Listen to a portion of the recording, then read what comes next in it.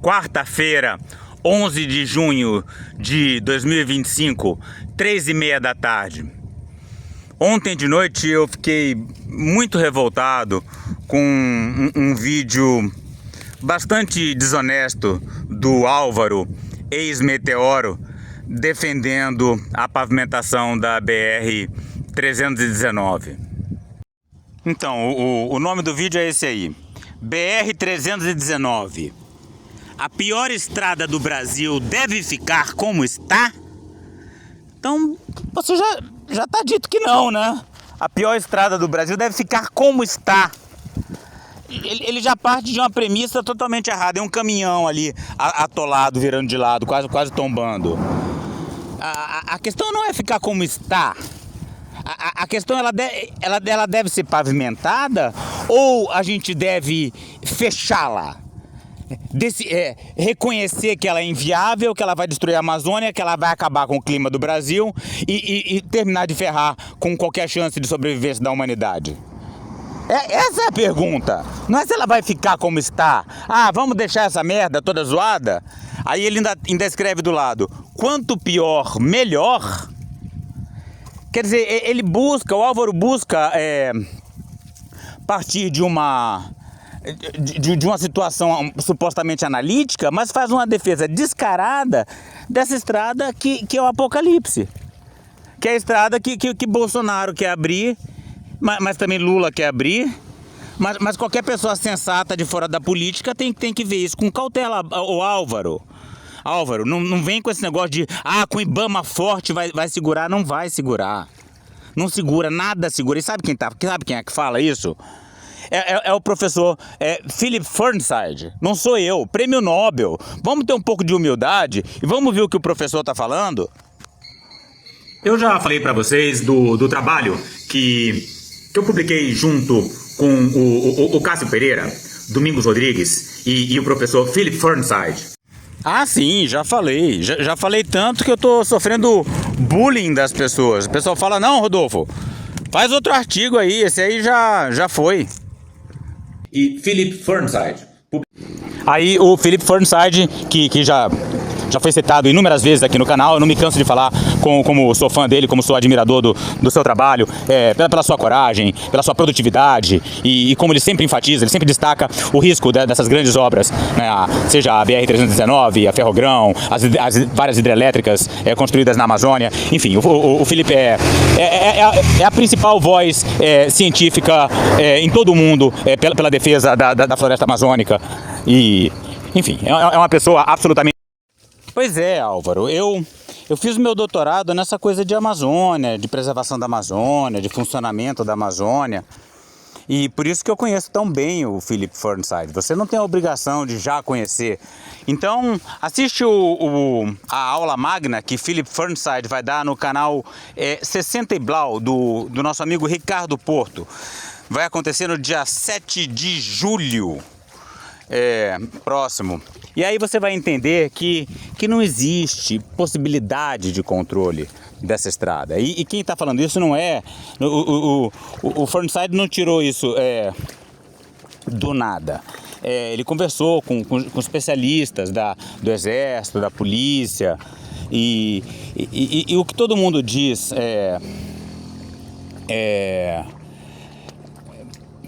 que é inviável, né? Publicamente ninguém fala isso, né? Publicamente são só esses defensores aí da estrada que você viu, o Plínio Valério, né? Aquela gente maravilhosa, você viu eles conversando com a Marina? Então é junto com essa turma que você está se alinhando, o Álvaro, né?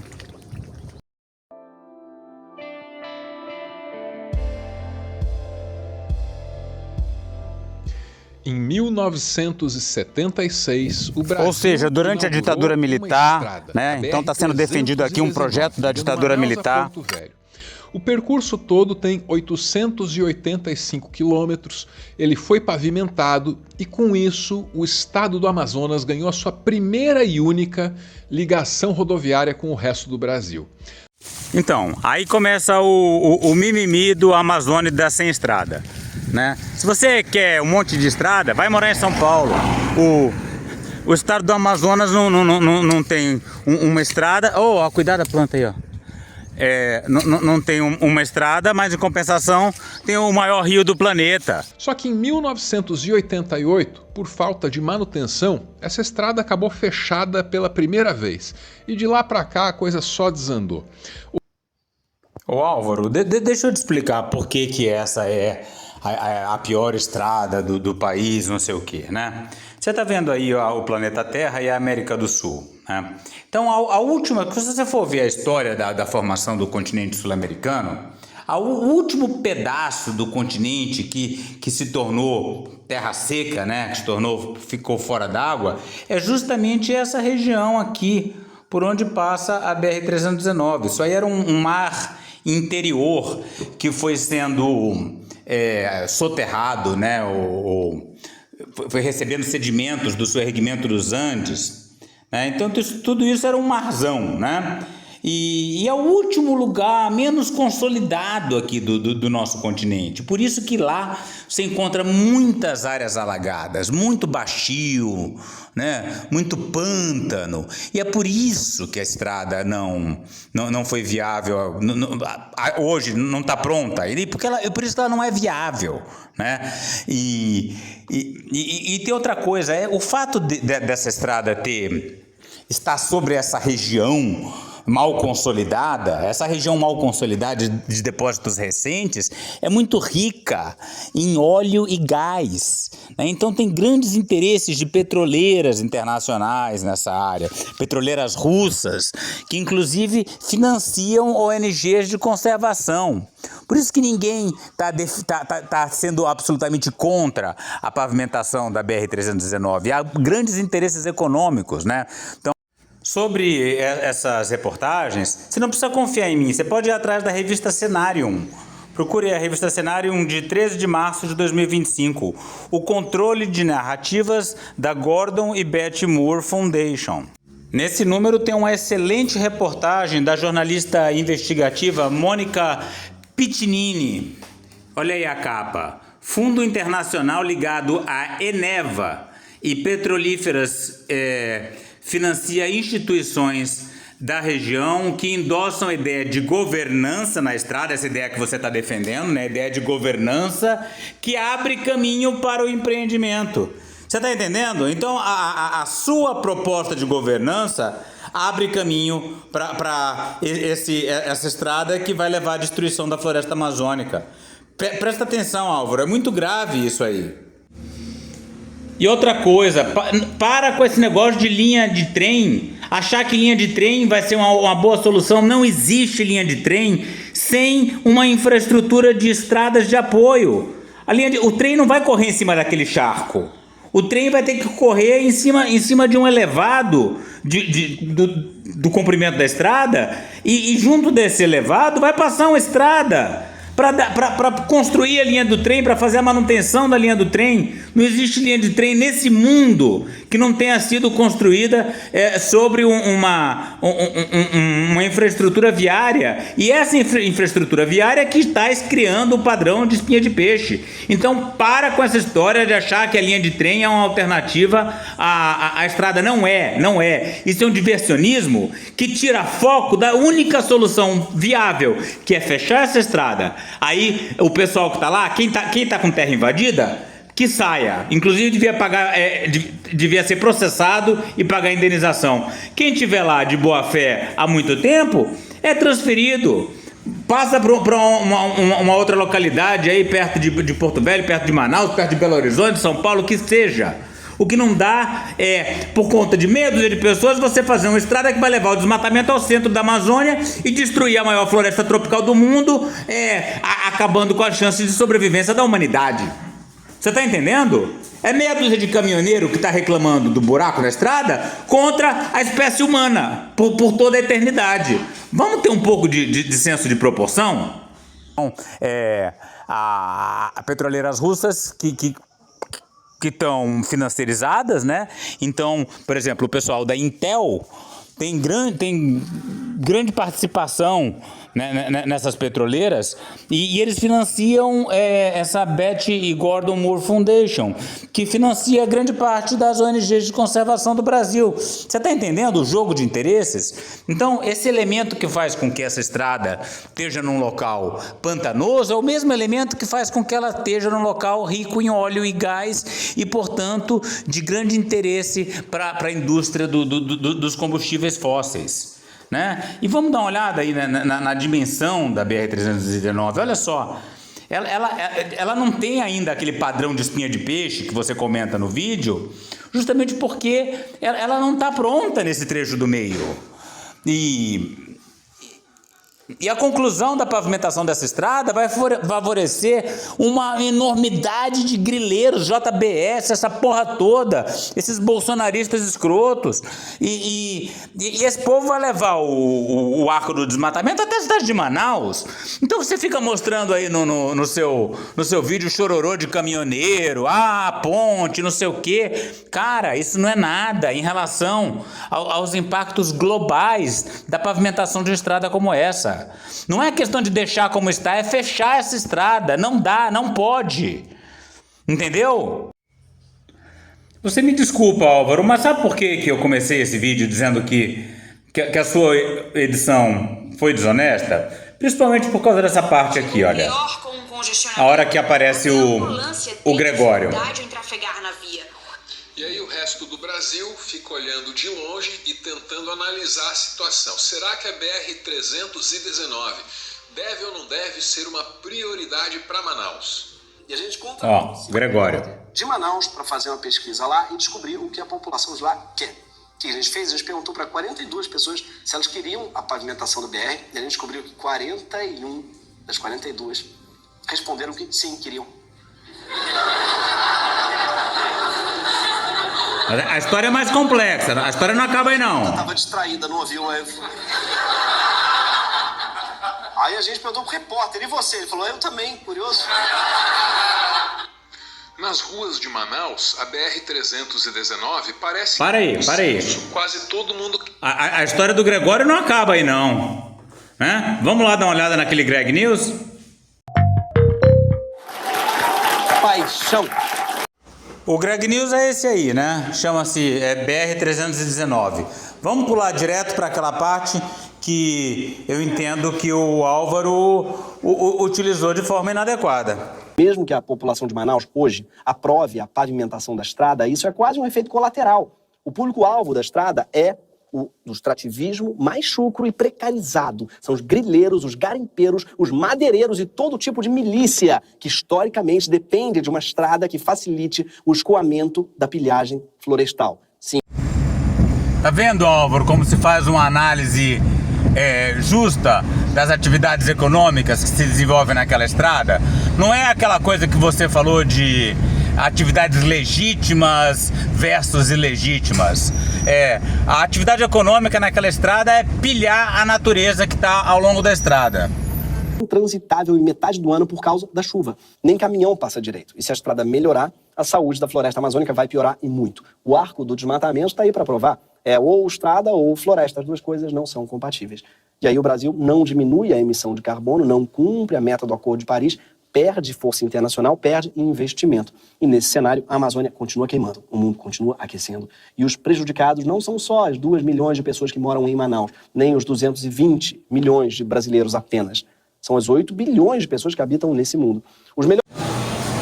Olha a diferença, Álvaro. O Gregório está falando das 8 bilhões de pessoas desse mundo que vão sofrer com a grande aceleração do colapso ambiental causado pela pavimentação dessa estrada. É toda a humanidade.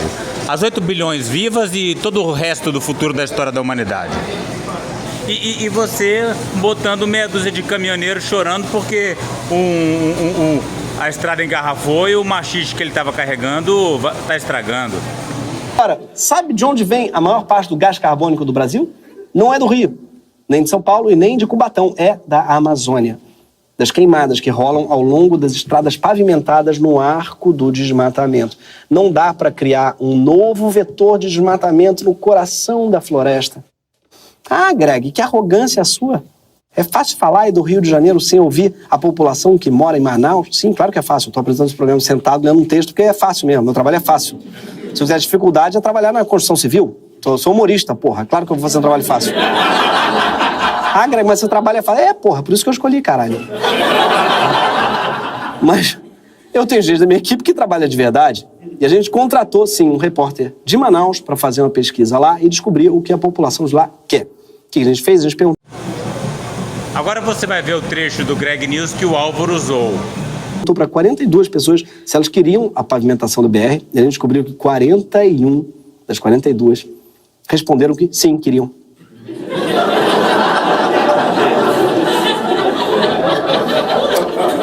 Eu acho que a outra estava distraída, não ouviu. Aí a gente perguntou pro repórter, e você? Ele falou, eu também, curioso. Pois é, no corte do Álvaro essa história acaba aí. Mas no Gregório não. Por que ele cortou a parte seguinte? Que tem a moral da história. E o que a gente fez com esse resultado? Desistiu de fazer esse programa? Não. Porque antes, nosso repórter Manauara tinha feito uma outra pergunta que diz muito, e é uma pergunta que a gente tem que fazer. E a pergunta era, quais são as 3 coisas mais importantes que o governo pode fazer para melhorar a sua vida? E dessa vez, só uma pessoa das 42 tinha mencionado a BR-319 entre as 3 prioridades para a cidade. Quais são as 3 coisas mais importantes que o governo pode fazer para melhorar a vida de quem vive em Manaus?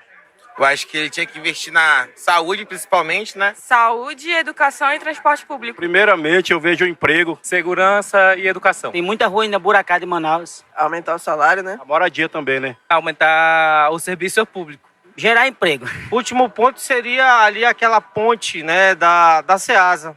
Ou seja, a população quer a pavimentação, mas só se isso for oferecido, tá? Quase ninguém vê isso como uma prioridade.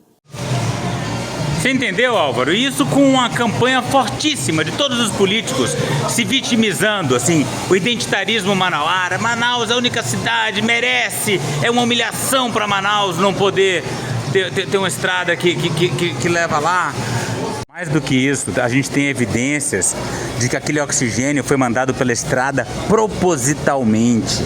Está muito bem descrito no trabalho de Lucas Ferrante, que você conhece, para criar uma comoção no meio da população de que a estrada seria necessária, né? Então isso foi um crime de genocídio, você matar a população de Manaus sufocada em nome da construção, da ideia de que essa estrada era absolutamente necessária. Pensa na crueldade dessas pessoas. O que aparece são outras coisas, é saúde, educação, infraestrutura urbana. Estrada é um negócio que a gente aprendeu a querer só porque nos foi empurrado goela abaixo. Entende, Álvaro? O verdadeiro debate não é entre aqueles que acham que deve construir uma rodovia ou os que acham que uma ferrovia seria melhor. As duas são igualmente desastrosas. O debate não é também entre aqueles que querem fazer de qualquer jeito, sem licenciamento, passando por cima de tudo, e aqueles que se alinham com a Marina, que defendem um licenciamento e têm esperança que a governança possa reduzir os danos de uma obra como essa. O verdadeiro debate é entre aqueles que sabem que essa obra não pode ser realizada, porque ela inevitavelmente será desastrosa para o mundo inteiro, para a humanidade inteira, mas especialmente para o povo brasileiro, que vai sentir, antes de qualquer os impactos da destruição da floresta amazônica sobre o clima da América do Sul. E aqueles que acham que deve construir porque vai gerar algum ganho. E lamentavelmente eu vejo que você está aí alinhado com esses que acham que a estrada tem que ser feita e que, como não tem como evitar, que ela seja feita da melhor forma possível. Não existe forma possível para uma obra como essa.